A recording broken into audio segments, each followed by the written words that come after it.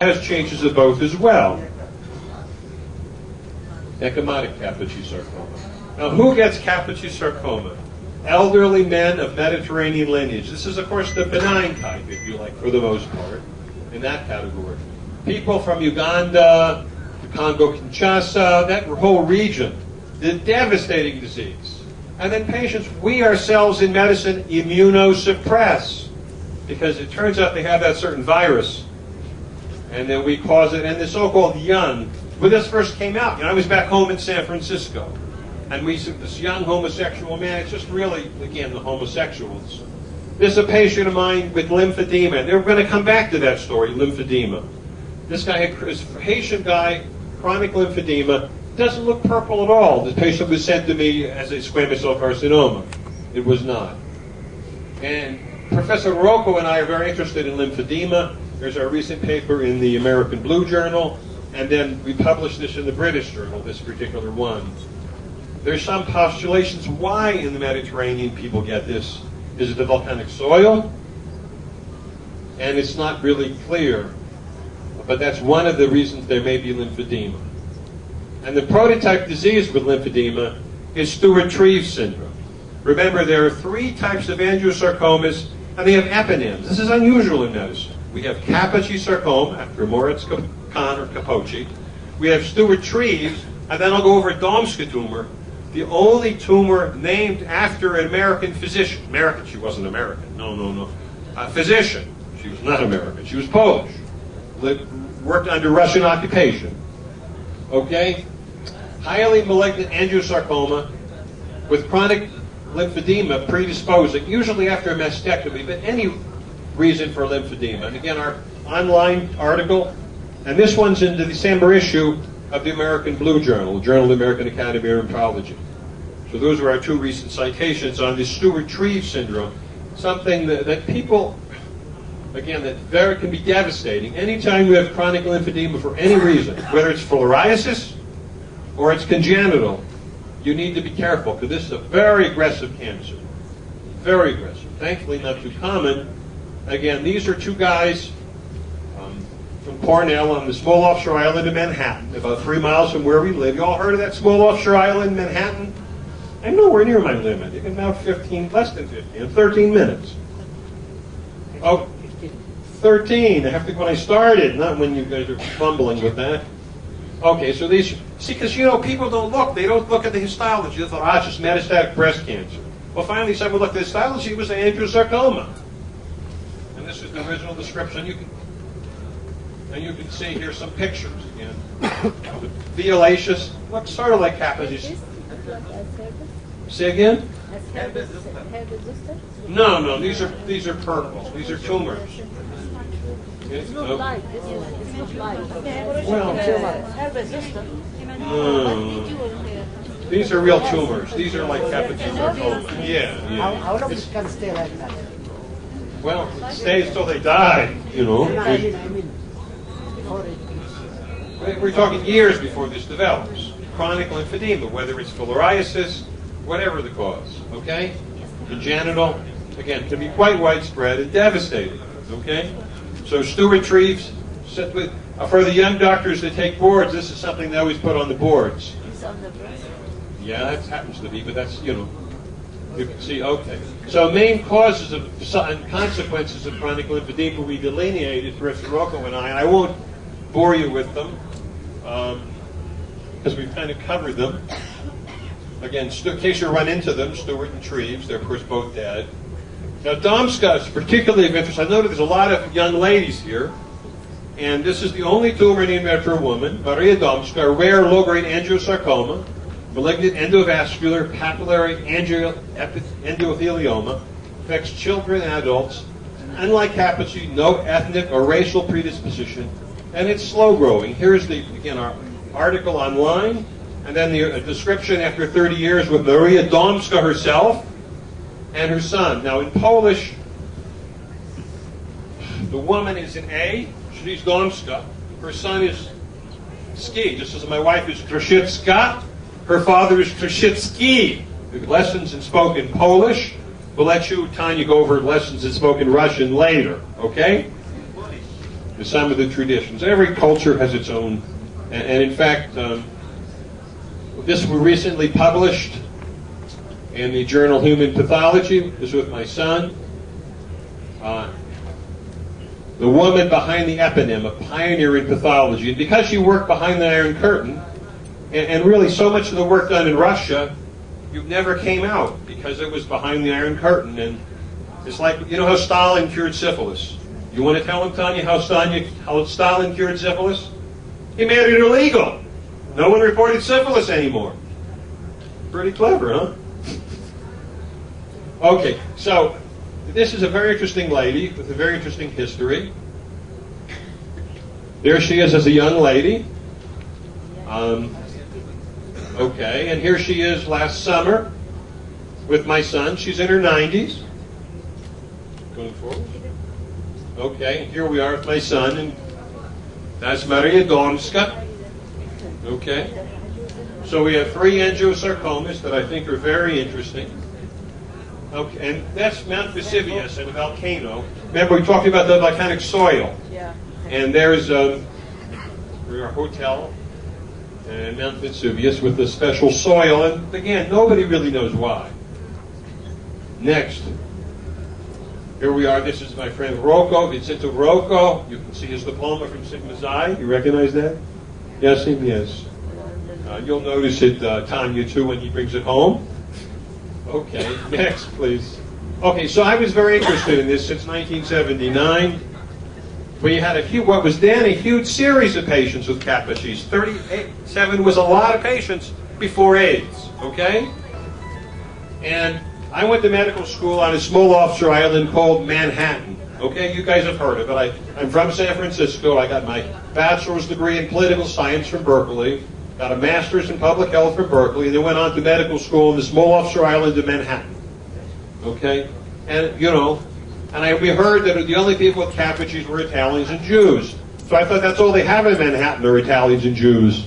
So we were in Buffalo here, and we looked, and actually 51% of the patients were Americans of Italian lineage, 38% were Jewish lineage, with 1 Albanian. 90%, 90 with that background, and 90% were men. We still don't know why this is a cancer of men and not women. Very peculiar. Nobody knows. Again, we published this in 1979 in the Journal of Surgical Oncology. Next. Okay, so Kaposi sarcoma in classical form is very rare. Very rare. And again, 10 to 1, men to women. We induce it with immunosuppression. Whether we're treating asthma with prednisone, or we're doing a transplant, okay? And often if you stop the immunosuppression, it goes away. What kind of cancer goes away when you stop the immunosuppression? Is it really a cancer? It's multicentric. It really challenges our definition of what is a cancer, doesn't it, if you think about it? Fascinating tumor. Notice the 23 to 1 male to female ratio in the iatrogenic type. Next, please. Okay, endemic, 10% of all cancers in Africa, in that area, and 15 to 1.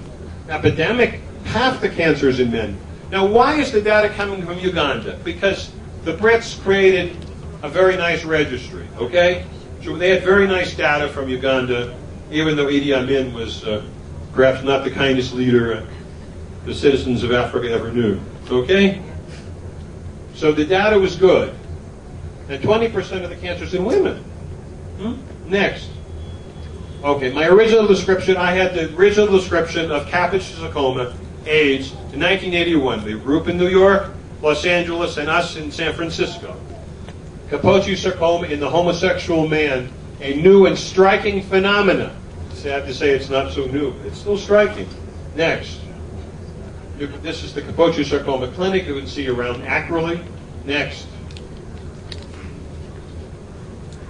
I've got another 8 minutes to go, Professor. Now, he's cutting me off here. That's okay. I can adapt. Okay. You look at it. Unbelievable. The average gay in San Francisco had between 50 and 100 different contacts a month, often anonymous. It's no surprise that they had, everything, huh?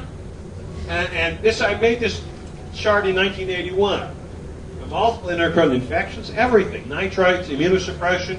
The only thing that's new, of course, is herpes virus, okay? And that was discovered more recently.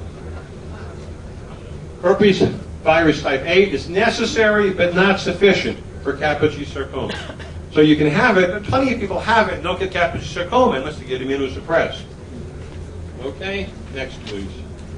Okay, in Malta, you can see some of the data from the Mediterranean. And Iran, I lectured in Iran. In fact, Yassim and I lectured in Iran in 2008.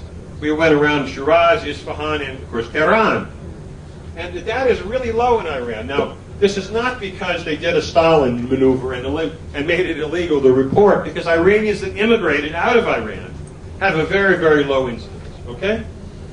So this is a very much depends where you live and where HHV8 happens to be, for whatever reason. And we'll talk about reasons in a minute. Very, very common in Sardinia. These are my colleagues in Sardinia, Italy. Next, please. Here we are again, the volcano, Etna, lava in the background, my wife, son when he's much younger, and some Italian professors next. Okay, New York elderly patients have about an 8%. Sardinia up to almost 50%. Incredible. Next. Okay, how do we get it? Probably in saliva. Probably what happens is they get insect bites, okay? And mother puts saliva into the child's insect to stop the itching, insect bite, and transmit it. Because in San Francisco, for example, with so-called safe sex, the prevalence of HIV is way, way down, but the prevalence of HHV8 remains the same. Okay? So it probably is transmitted in the saliva. There's good evidence of that. Next. Okay. So what activates? If so many people have HHV8, and do we have any incidences here? How common is HHV8 in this population? Do we know? Very low, and immigrants and those people who travel outside and they come back, sometimes they come back. Okay, but I mean, this is not associated with homosexual activity. We're talking about, endemic, okay? No, it's not endemic. Okay, not endemic. It may be more in parts of Saudi Arabia. Again, activated by transplantation, by use of steroids. There may be a genetic component too. Next. Okay. Now I'll finish probably with this because I'm about at my time, right? So. You have 2 minutes more. I have 2 minutes. Okay, this is an important point to stress in 2 minutes. The iris syndrome, the paradoxical worsening of clinical status of patients we give antiretrovirus to, after starting the therapy. So you start them, you think they're going to get better, and all of a sudden an infection pops up. In this case, Kaposi sarcoma is an iris-associated illness. So your skin lesions of Kaposi's may flare. You may not even know they had it. It may flare in their lungs, or the skin may go away in the lungs, may threaten their life, okay? So that's something, and it's important to know about, okay?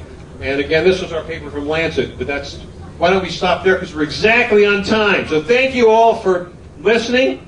I now have the privilege of introducing the internationally renowned professor of dermatology from Tayaz, the Edmund Klein Award recipient of the World Health Academy. The floor is yours.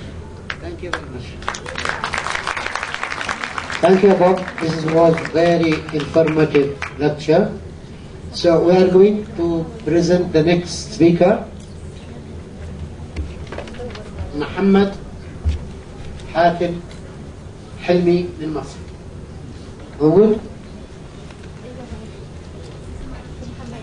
لو مش موجود أنا بقوم أتكلم عن الإسبانيا. محمد حاتم موجود ولا لا؟ محمد حاتم حلمي. محمد حسين. الاسم مشطب مرتين هنا. طيب أنا بقوم أتكلم عشان ما نضيعش وقت.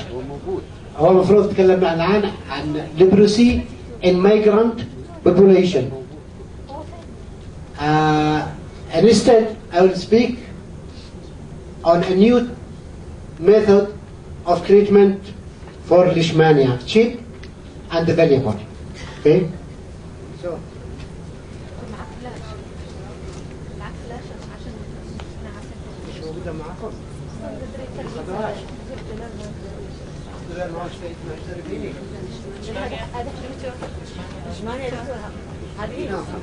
No, I need a flash. It must be on the computer. It's not on the computer. شوف هذه العناوين ها شوف العناوين دي So take it on the flash, okay? On my flash. Sort by modification, the last one. Okay, Leishmania is widely spread in Yemen. I'm not going to speak about the epidemiology or the clinical picture of Leishmania. Leishmania, although it is a real problem, but mostly it is overlooked and mostly it is not properly treated by dermatologists. Instead, it is treated by layman. And you know, during the last few years, a lot of laymen, they are having facial signs which is bigger than the science of the doctors. And we have a lot. عيادة العشب الأخضر لرعاية البقر and so on. Because of that, we got a lot of complication from the traditional treatment of Leishmania. In my clinic, I am using a different method for treatment of Leishmania, which we call carbon dioxide slash. It's not new. I am not the inventor of that method, but I am using it. And I don't think it is widely used in Yemen. This article was published with Dr. Schwartz in the International Journal of Dermatology last year. Next, please. Leishmaniasis is a troubling common infection, particularly in resources-poor nations. It causes mutilating ulcers on the face and extremities that may heal with disfiguring scar. The disfiguring scar is the real problem, especially for women. It leads to social stigma. This social stigma may prevent them from marriage, especially if this scar comes on the face or in apparent places. Next. Leishmania is transmitted by Leishmania parasite is transmitted by the sandfly. Sandfly is smaller than mosquito, so it can enter in the mesh we put it for the mosquito, but as long as it is smaller, it can enter inside the house from the mesh of the mosquito. Although the biting of sandfly, Phyllopotamus babetasi, occur outside the doors, especially in the children who are playing outside all the day. So the children, they got more Leishmania than the adults. Next. Outward cutaneous Leishmaniasis has different from localized, chronic, relapsing, diffuse. They have different forms. Localized cutaneous Leishmaniasis being as an asymptomatic papules or papules outside of the sandfly bite. It enlarged into a well-circumscribed ulcer with a raised violaceous border due to epidermal breakdown and heals as a debris scar. Next. Yemeni patients usually have cutaneous leishmaniasis caused by Leishmania major, Leishmania tropica, Leishmania infantum, the main types in Yemen. These are the main types in our countries. Next. Leishmania tropica results in few nodules. Majority of affected individuals has a solitary nodule. You can see in our clinic, mostly they come with solitary nodules. That is mostly the urban Leishmania. Next.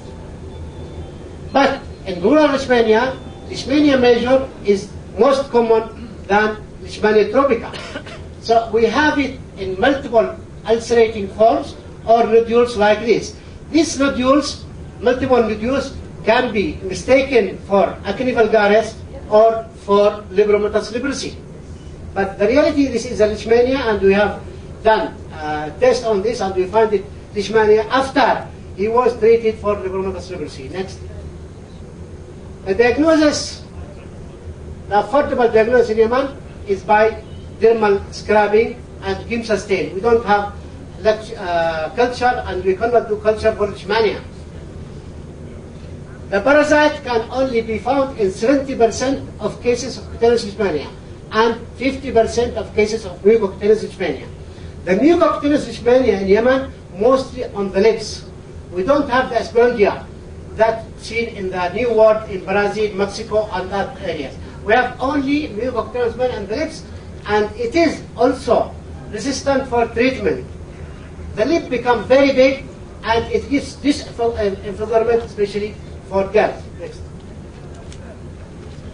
Many different clinical manifestations of leishmania. We can see it in different forms, and it can mimic a lot of disease like eczema, erysipelas, herpes zoster, Frankel's, carbuncles, sporotrichosis, basal cell carcinoma, insect bite, blastomycosis, chromomycosis, tuberculosis cutis, syphilitic coma, which we don't see at all, and squamous cell carcinoma, lymphoma, and yaws. Yaws also not available in Yemen. Next.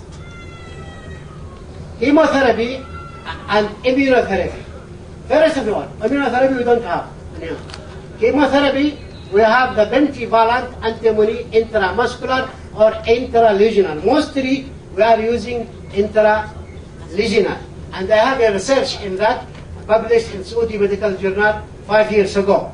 We are mixing pentostam with xylocaine to decrease the painful effect of the drug, and we give it intralesional. But when you have the ulcer on the lip, it's very difficult to give intralesional. When you have it in the fingers, it's very painful. So we have to find another method to treat these people without injecting them. Next. Disadvantage of pentavalent. It is difficult to apply, especially on the lip, nose, ear, or for multiple nodules. When you have 10 leishmania, how you can do it intralesional? The only way is to give it intramuscular, which is very painful, or you give it intravenous, which is another hazard. It is also contraindicated for fingers and tooth. Next. This is the pentostam. Pentostam also very expensive, mostly not available, and mostly come into the country by smugglers from Mocha. They put it under the sun, and it is expired before the expiry date due to the corruption in this country. Okay, next. This is what we can see when you get this kind of leishmania. This girl, she comes to me from Al-Anad. In Al-Anad, there is a watch, Sahira, and she used cockroach feces. And cockroach, she brings the cockroach, sarasir, and she grilled them, tshaqam, and she put them on the leishmania ulcer. The other boy is treated by sulfuric acid or hydrochloric acid. So this is the traditional medicines which they have license from the health office like you have. They go to the health office in different area of Yemen and they got license. And they call it الطب الشعبي or العلاج بالأعشاب. We know there is something called الطب الشعبي or الطب البليد or البليد or البديل. At this time, they have faculties, but all people in Yemen, they never go to the school. They just have طب بديل and they go to the health office, they pay, bribe them, they give money and they get license. Next. We have physical modalities for treatment. This is not chemotherapy. The physical modalities start by cryotherapy, either with liquid nitrogen or with carbon dioxide gas. We have local heat where we can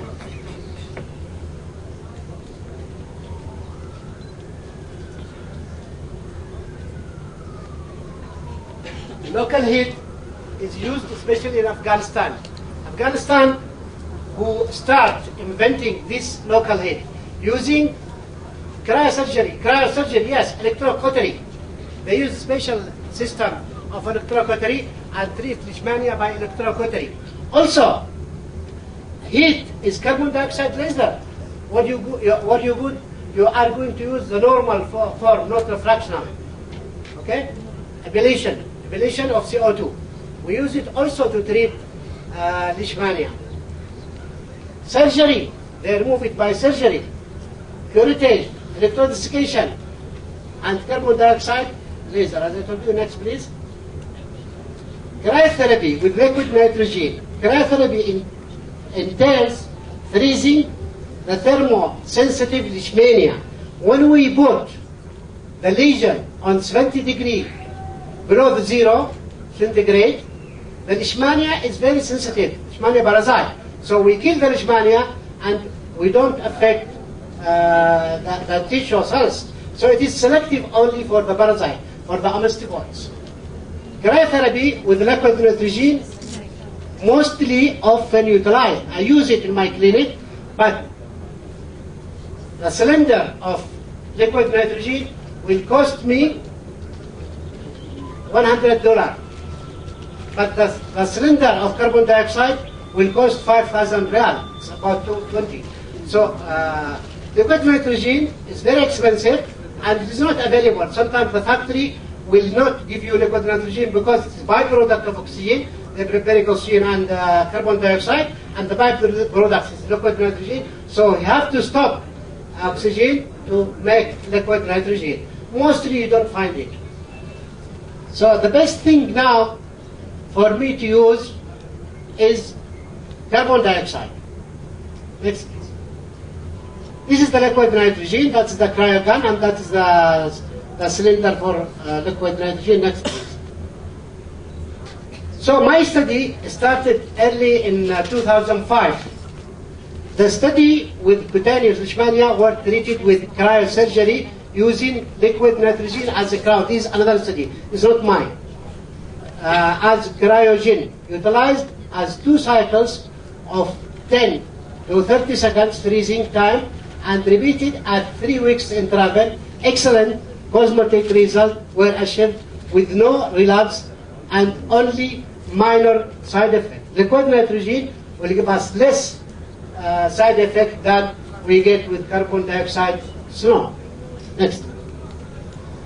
An effort using liquid nitrogen topically for cutaneous leishmaniasis in Yemen, Jordan found 215 of 293 who permitted appropriate follow-up had an effective clinical response with infrequent mild complications such as hypopigmentation, hyperaugmentation, and scar formation. This is the mostly seen side effect: hypo and hyperpigmentation and scar. Next, please. Carbon dioxide slash. Now we come to my method, which I'm using in my clinic. Carbon dioxide slow cryotherapy has been utilized successfully for the last 5 years, starting from 2005. Of course, I'm not the first one, so that people will not understand me wrongly. Maybe I am the first one in Yemen, but this is known method used everywhere. Starting from 2005, cutaneous leishmania has been treated by local cauterization with carbon dioxide slash obtained from local soft drink. Actually, أنا أجيبه من مصنع فيفا اللي هو في تعز. مصانع الكوكولا والبيبسي والمشروبات الغازية أحسن من المصانع اللي يعملوا للسيارات الأستلين والأكسجين والهذا. يكون more clean, more healthy. The carbon dioxide which you take it from the factory. You take a cylinder, next please. You take the cylinder of carbon dioxide and you have one condition to do it in your clinic. To do it in your clinic in the proper way, you have to have... Better go out in the hall and get them here. Otherwise nobody's going to listen. Okay? Okay, Dr. Schwartz will speak about cutaneous markers of internal malignancy. No, TAR is what I'm... You are going to TAR? That was what's the program. The other was supposed to be an Aiden. You change your... I didn't change the program. That's on the program. We're starting now. You are speaking with us, not with them. Let's come on, everybody come back in. I'll have to lecture out here. And you won't see the slides if I lecture out here. We're starting now. طبعا دكتور شوارز هو من Okay, مجموعة we'll come on تكساس back in وكاليفورنيا. now.